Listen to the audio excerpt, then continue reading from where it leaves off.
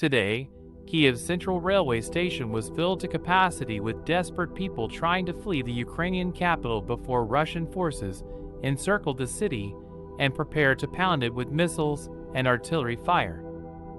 Thousands of Ukrainians and foreigners, old and young, gathered beneath golden chandeliers and Baroque walls, frantically inquiring with each other about which train on which track would take them away to safety.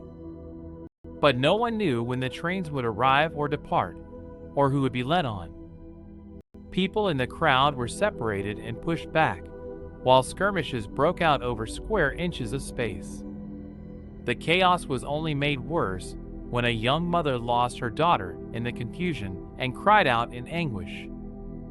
Amidst the chaos, the UN estimates that over 660,000 Ukrainian civilians have fled to neighboring countries since Russian President Vladimir Putin launched his latest invasion.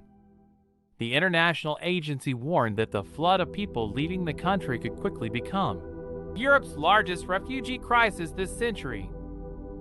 For those left behind at the train station, hot water was distributed to keep everyone warm while they waited in the freezing cold winter air. People said they were aware of fighting in eastern and western Ukrainian cities, but they had no choice but to take the risk and try to flee the impending danger.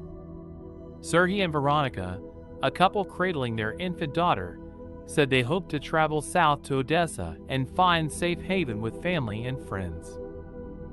Muhammad, a student from Turkmenistan, and Emmanuel and Sylvester, two IT professionals from Nigeria, said they were looking for ways to escape by train or by any means necessary so they could get back home to their families.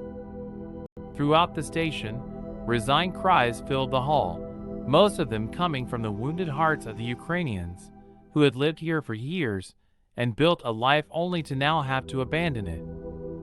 Malvina, a mother of two daughters, wept on the floor, saying goodbye to her cozy home and the small terrier named Kompot that had accompanied her family on their journey. The air inside the station was thick with melancholy and heavy with the knowledge that what lay ahead was uncertain and potentially dangerous. But despite the uncertainty and the hardship ahead, the people did not give up hope as they left with only what they